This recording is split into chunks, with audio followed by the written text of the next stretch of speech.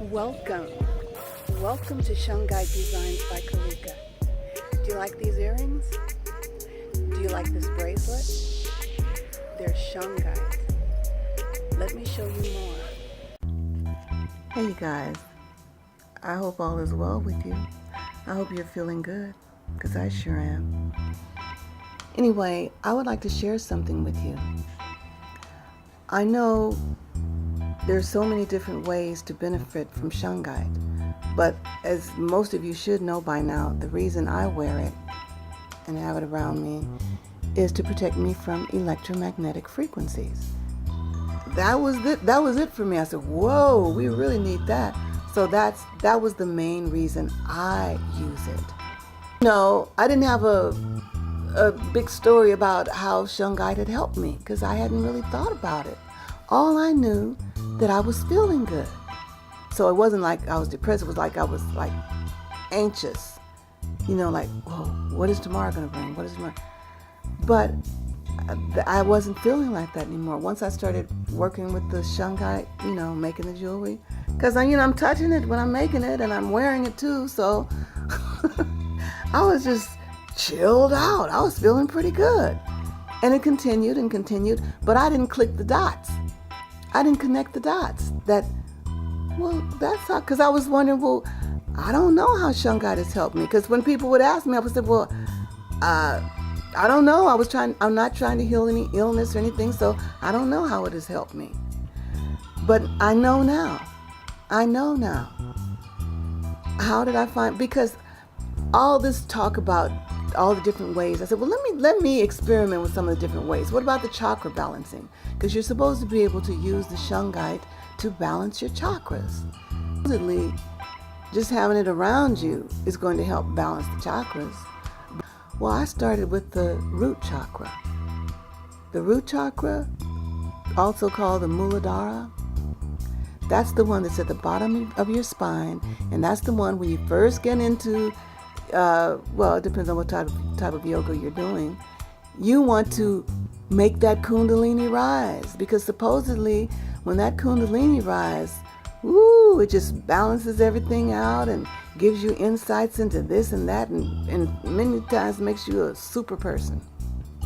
Well, yeah, it can. Well, it didn't do that for me. I'm still waiting for the Kundalini to rise. I am. And I've been doing this for 40 years, still waiting for the Kundalini to rise. But because I wanted to do a research about the Shungite and the chakras, I was reading some stuff, and I've accidentally found out that my root chakra is out of balance. How did I find that out?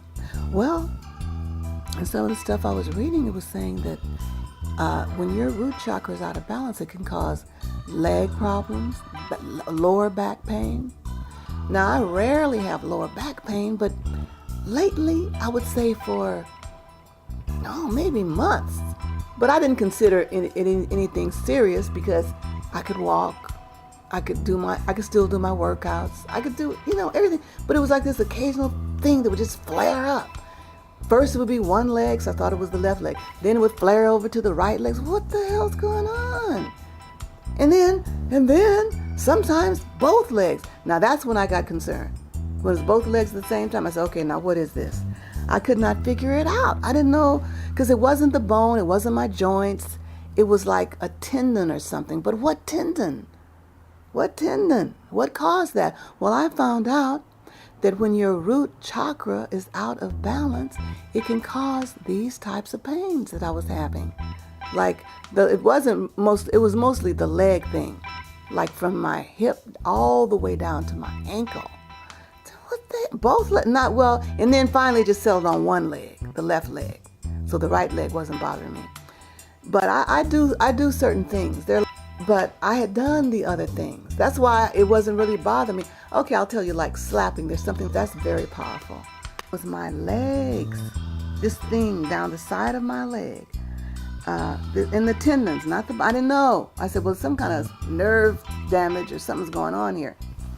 Well, I did start the slapping first. You can just slap your, not the legs, sit down and clap the tops of your knees with both hands. Just clap, clap, clap. And also the backs of them. Clap, clap, clap. Now that helped. That helped a lot. But it didn't make it stop. It didn't make it go away.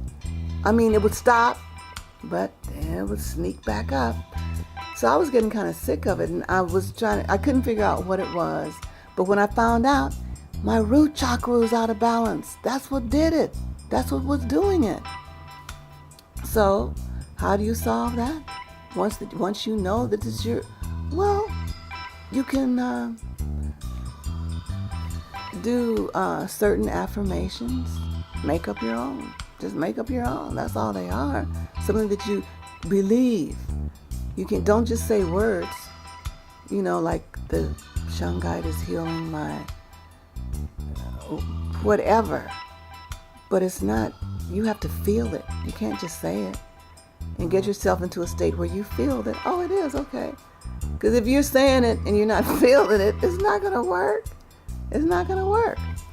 So, or just rub that area. Now, that's what I did. I rubbed my hands together until they were warm. And then I rub, because this is the base of your spine, right in the middle, lower back, right there. Warm up your hands, massage that area. Make a habit of doing that. That's what I do. That's what I do. Now that I know that's what I have to do to keep my root chakra balanced, I mean, do your own research and you can find out what's good for you, what works for you. I'm just telling you what worked for me. But the leg pain didn't go away, so I used acupressure. And I'm telling you this because it doesn't necessarily have anything to do with the Shungite. But I want this channel to be one where we share healing information. I don't care where it comes from. If it works, let's talk about it. So what worked for me to get rid of the leg pain, the mystery leg pain, forever, it's gone, you guys. Gone, completely gone, was acupressure. Acupressure. So, I was having this problem with the leg that was coming and going. So, I looked at the diagram that they showed in the video, and I tried to press where I felt the pain was coming from according to the certain point. And, that it's according to the certain point where you're supposed to press on. And it helped a little. It helped a little. But it didn't stop it. I wanted something that was just going to get rid of it altogether.